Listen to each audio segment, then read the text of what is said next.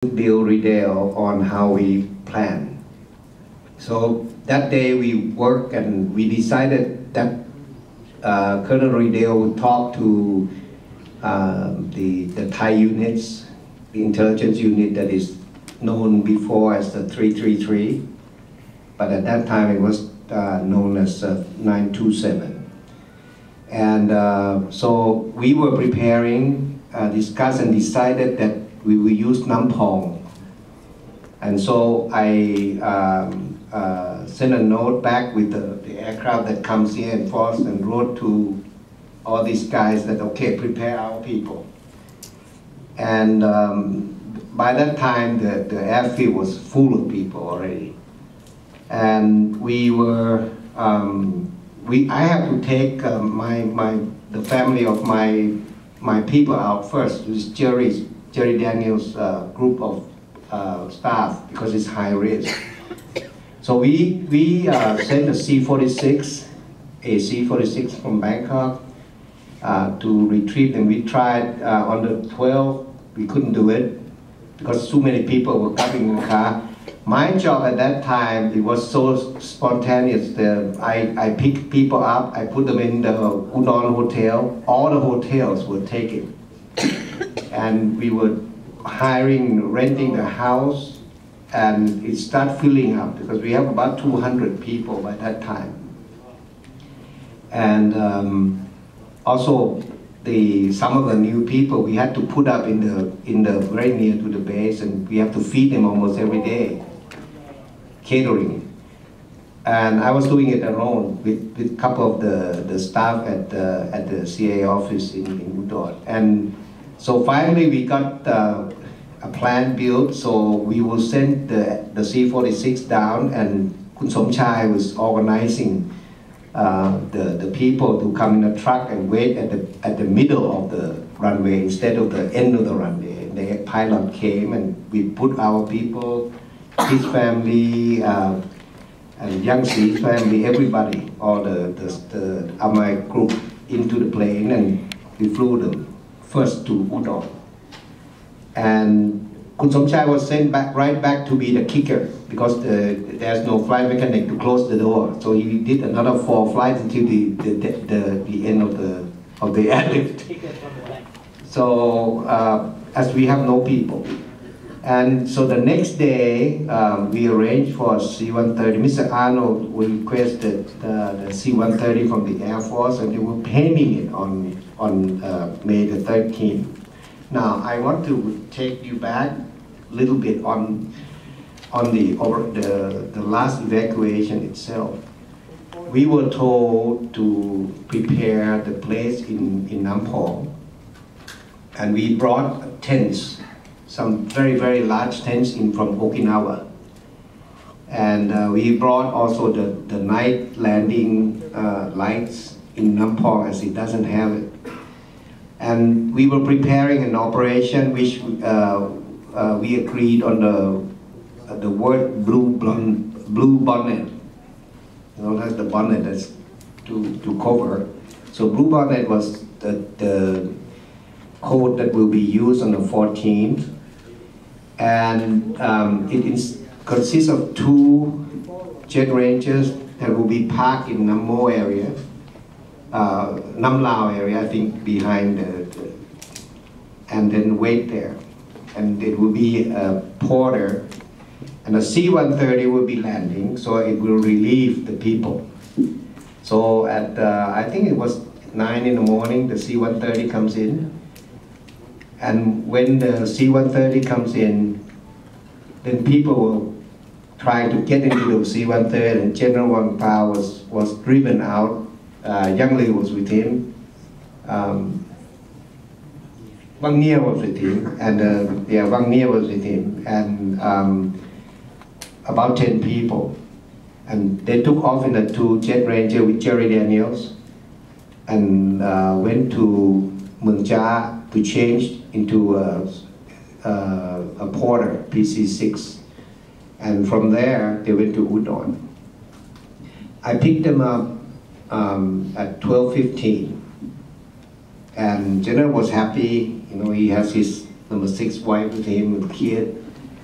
And he came out and we tried to, Dave Kuba was a pilot, and Dave Kuba is a guy who we know as a third eye because he's always have a Pentax camera here. And that day I said, Dave, take our picture. So we lined up, and he took the picture, and I asked him 20 years later, where are my pictures? And Dave said he fumbled so much that he didn't put the film in. I mean, he didn't load the film right in those days.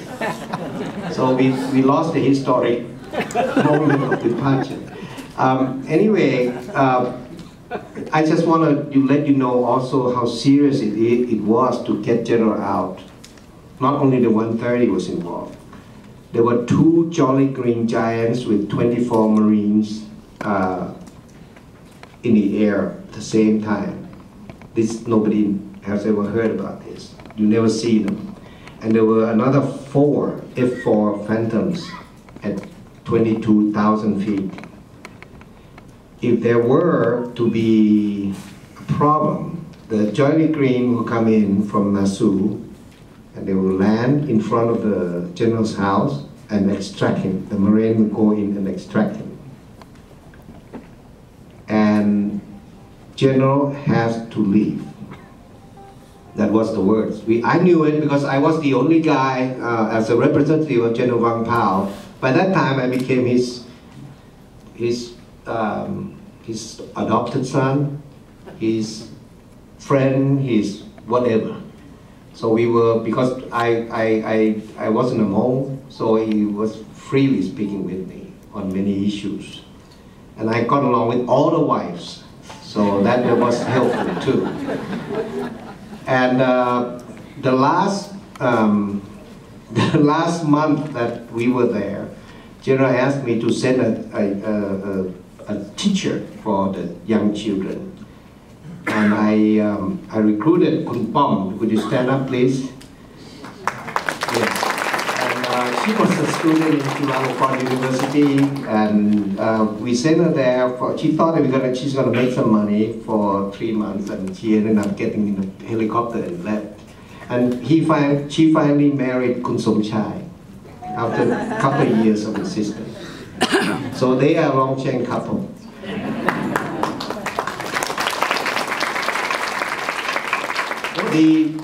Just 1 minute. The last one is that yes, the Jolly Green would have gone down to extract the general, and I found out later that we really need to get the general out. So all presence, the Air Force were running escort for the Jolly Greens, but if needed, it will bust Longchen, which never been done before, but it was the last resort.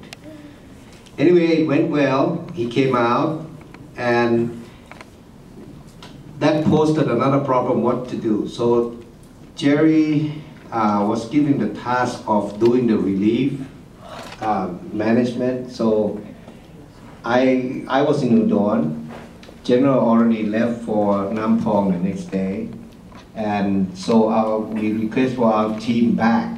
So we had Yang Si there, we have Yang Lu there, we have Wang Nia there, we have Sancho, Wang Leng, who later will be the first settler here in Minnesota. And our job was, number one, was to try to exchange the 35.5 million kip that was collected from all the people. And as many of the old generation would know, that the people who were the possession of those kip were given very generous 6 kip per dollar. So that helped. They were exchanged. So it became paper. So Yang Lu and many of our friends were counting those money for about every day, every night, and bundle them up, so that when he goes out to the border, to the Mekong, we would try to exchange those money. as much as we could and use those money to pay for the relief of the people. Like in the first week of arrival, from the 14th to, let's say, the end of the month, Nong Khai was full. So the province moved them to Nong Khai camp that was to be there for several years. And there was no relief, there was no Red Cross, there was nothing, because these people are not just the Lao, they are funny people coming up to Thailand. So it was our duty, because this is what our Sky team has to do. We go and pay them relief money to buy food, to buy vegetable, to buy everything else. That went on for about 3 months. And also in the same time collect people who would go to Nampong. As all the new tents were arriving,